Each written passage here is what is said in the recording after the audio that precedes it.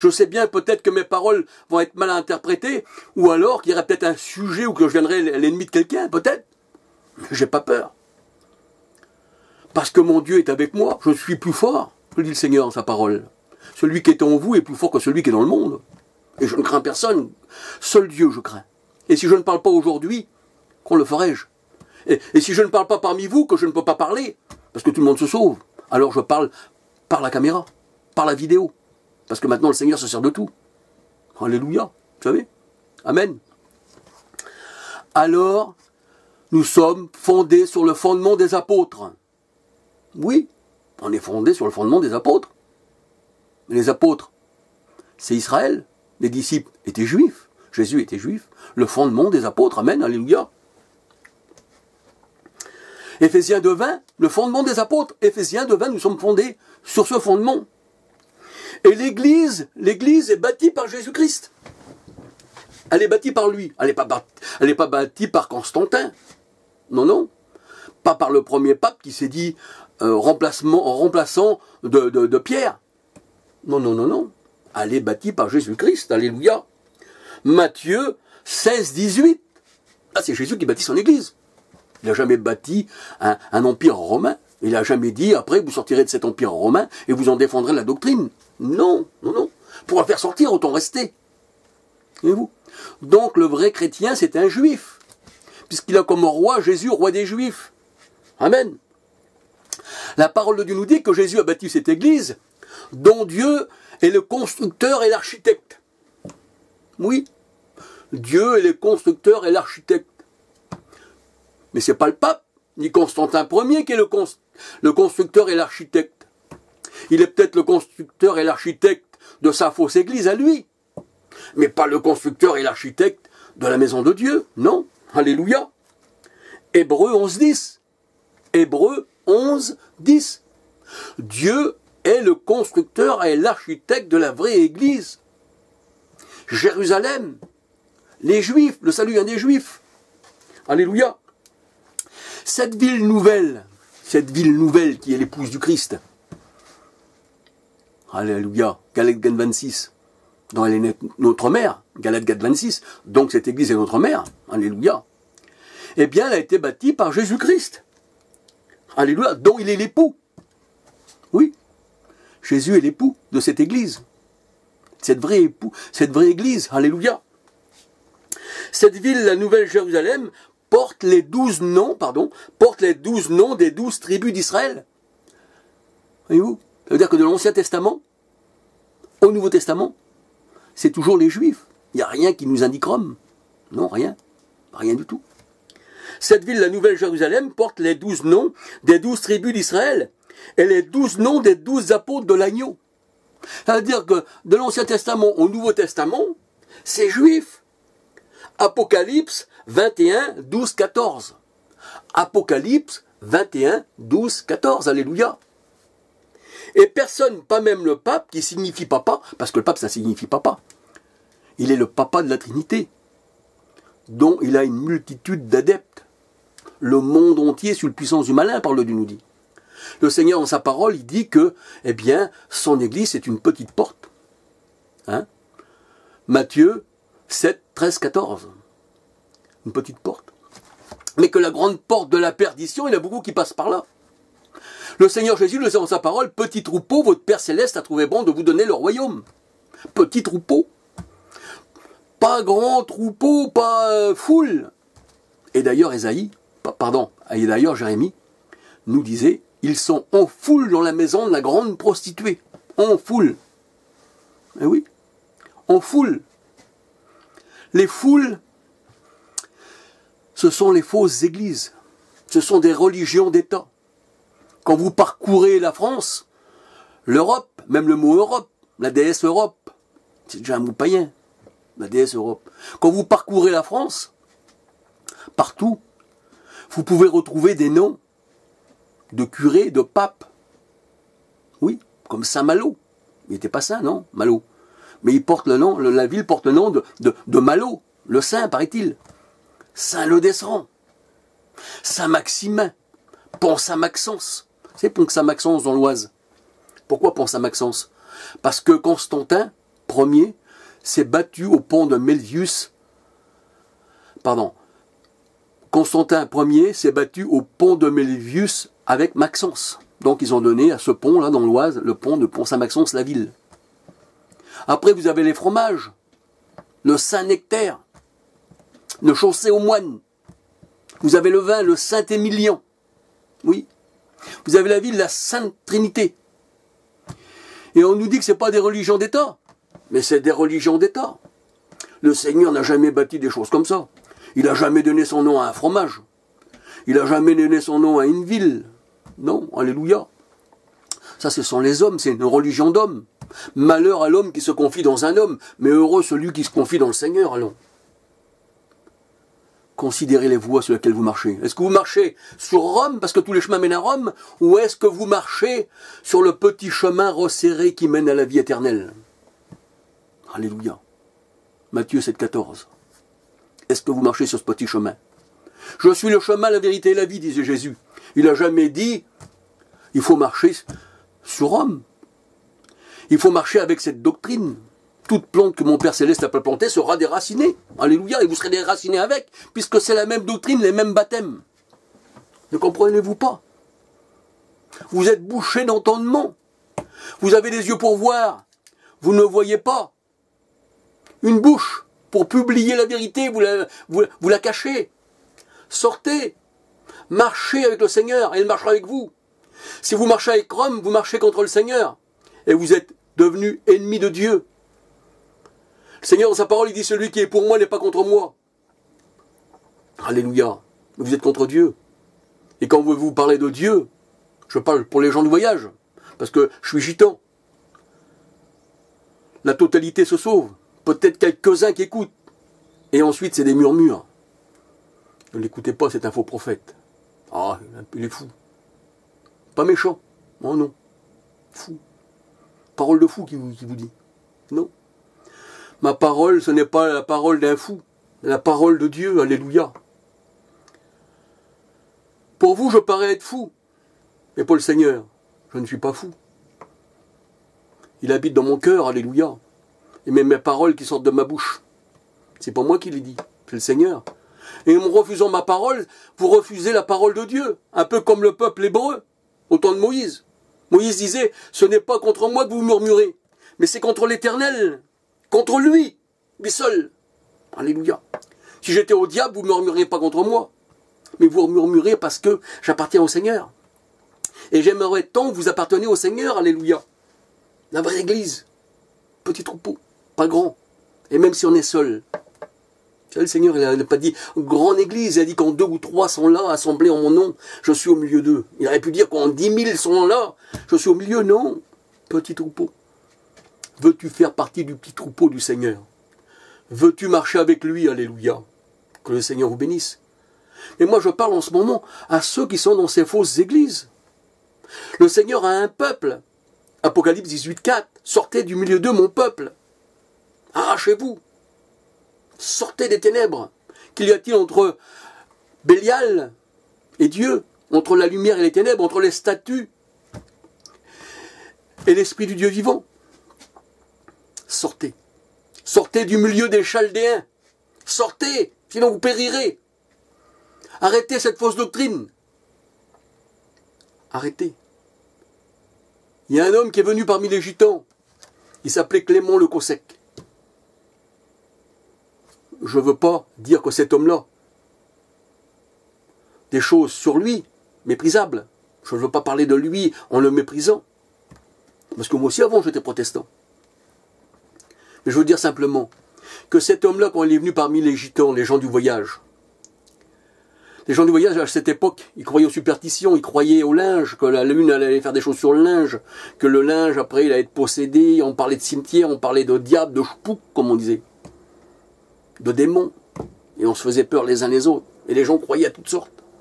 Mais quand Clément l'Écossais, il est venu, quand il a rapporté la doctrine protestante parmi les gens du voyage, comme ils ne connaissaient rien, ça leur paraissait beau. Il y a eu une petite communauté qui s'est transformée en un feu de forêt. La parole de Dieu nous dit d'une petite étincelle, eh bien, ça peut prendre une grande forêt. Maintenant, cet homme, il l'appelle l'apôtre des Tziganes. l'apôtre des Tziganes, alléluia. Non, c'était l'apôtre du pape. Il venait tout droit de Rome. Une cité que le Seigneur n'a pas bâtie. Babylone, la confusion des langues. Babylone la grande. Sur son nom est écrit un mystère. Babylone. 666. Trinité. 3 esprits impurs. 3 personnes distinctes. Sors, mon frère, ma sœur. Sors, le Seigneur sera avec toi. Si tu restes dans les ténèbres, tu périras par les ténèbres. Tu ne vois rien. Si tu sors, la lumière va briller sur toi. Alléluia. Que le Seigneur te bénisse, alléluia. Donc je dis que le vrai juif, c'est celui qui vient, qui est bâti sur Jésus-Christ, alléluia. Amen. C'est ça le vrai juif. Le vrai juif, c'est celui qui est bâti sur Jésus-Christ, qui est bâti sur le rocher de mon salut. Amen. Alors nul ne peut poser un autre fondement, la parole de Dieu nous dit, que savoir Jésus-Christ. Je ne peux pas, moi, poser un autre fondement que Jésus-Christ.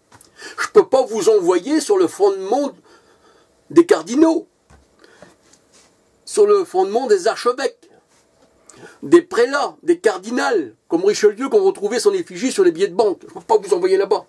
Mais je peux vous envoyer sur le fondement des apôtres. Alléluia. C'est tout autre chose. La parole de Dieu nous dit que ceci, Rome, tout ça, puisque c'est le diable, il n'a rien en moi. C'est eux qui parlent, c'est eux qui veulent s'accrocher, pour faire croire, pour vous perdre. Mais il n'a rien en moi, qui dit le Seigneur. Alléluia. Bien sûr, lui, au lieu de poser le fondement des apôtres, il a posé son fondement à lui. Il s'est fait des baséliques, ça et ça. Une fausse religion. Il a massacré les véritables chrétiens. Rome, la Trinité catholique. Oui, Constantin, l'empereur, l'épée à la main, bataille charnelle. On n'a pas une bataille charnelle qui nous dit le Seigneur. Alléluia. C'est pas contre la chair et le sang que nous avons à combattre, mais contre tous les esprits impurs, dans la puissance de l'air. Alléluia. C'est la parole qui est l'épée. C'est avec ça qu'on combat. Comme Jésus combat avec son épée, qui est sa parole.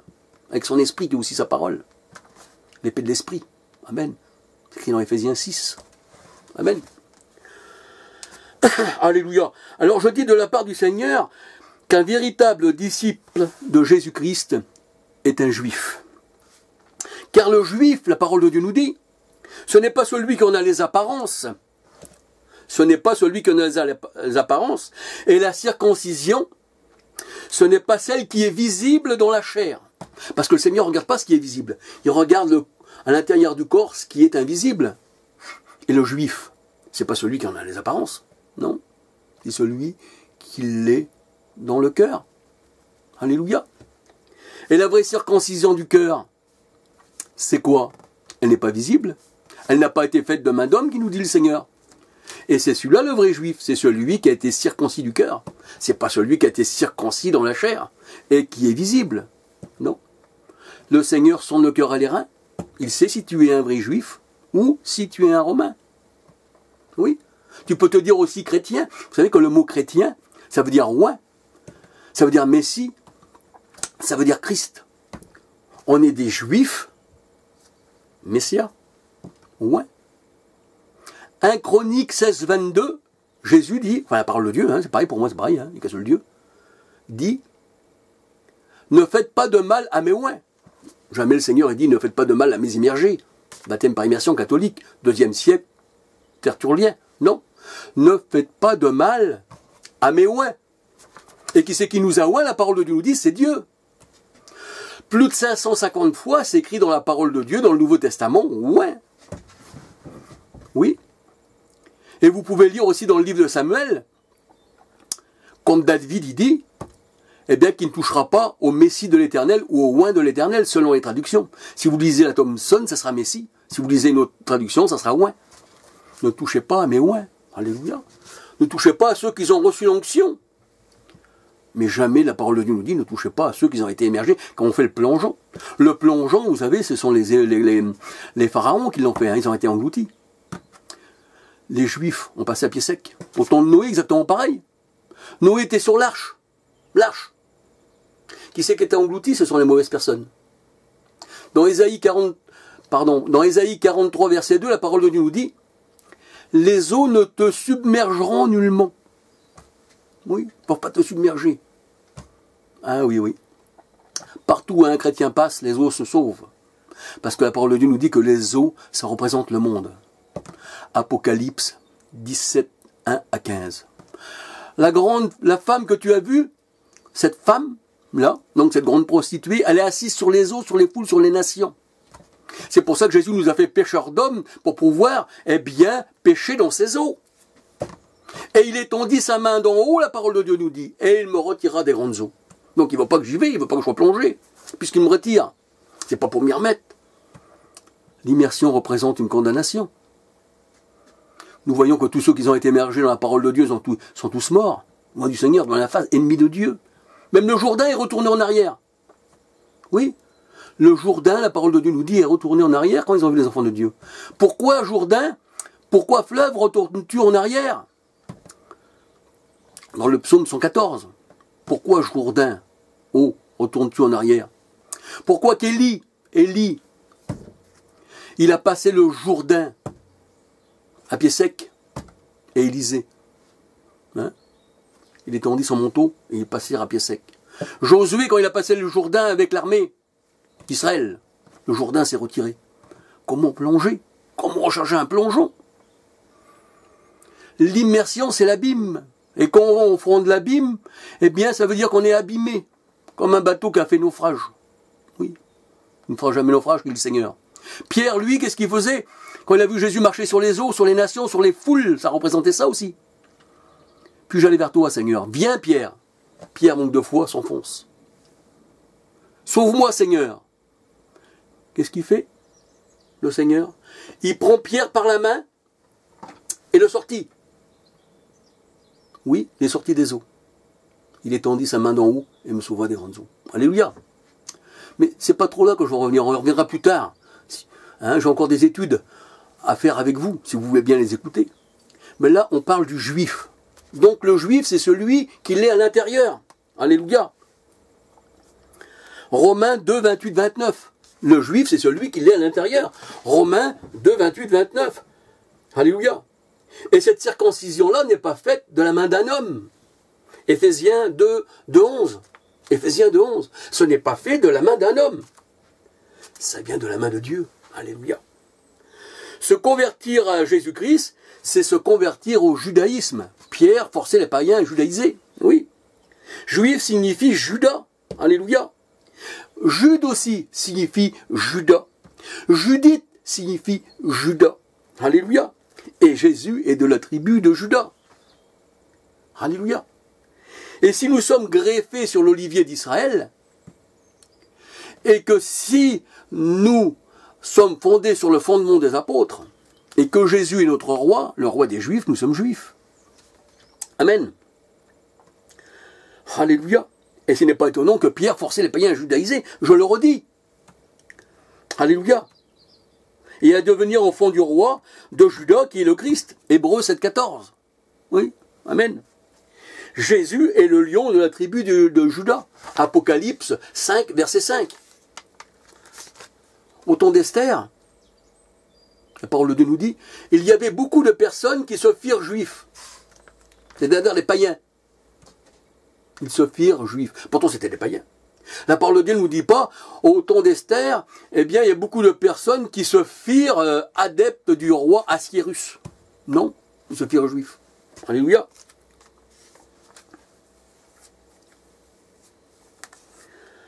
Alors la parole de Dieu nous dit, en effet, maintenant, tous ceux parmi les païens qui croient en Jésus-Christ, roi des Juifs, Matthieu 27, 29, sont la descendance spirituelle d'Abraham, le Juif.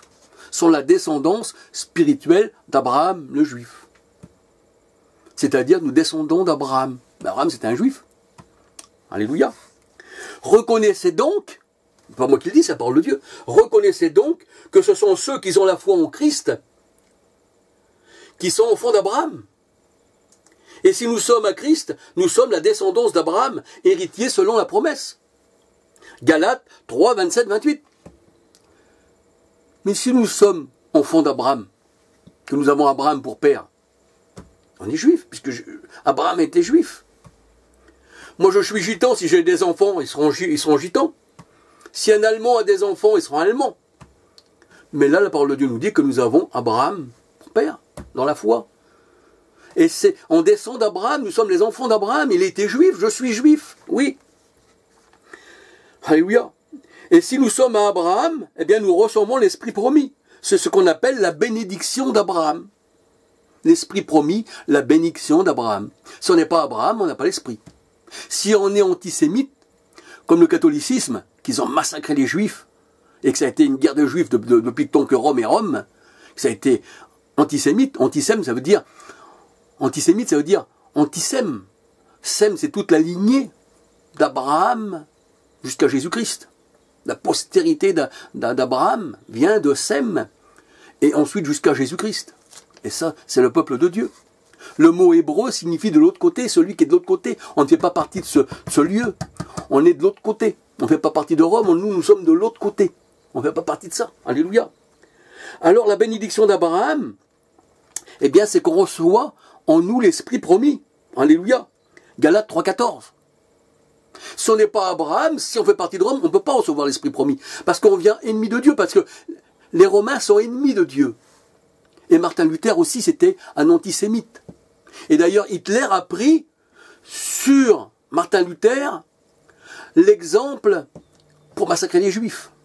Hitler était antisémite, oui, c'est vrai. Mais aussi Martin Luther, Calvin, Zwingli. Lisez leur aventure. Vous mettez sur Internet, sur YouTube, sur Google, ici et ça, la vie de Calvin, la vie de Martin Luther, ou enfin, du protestant.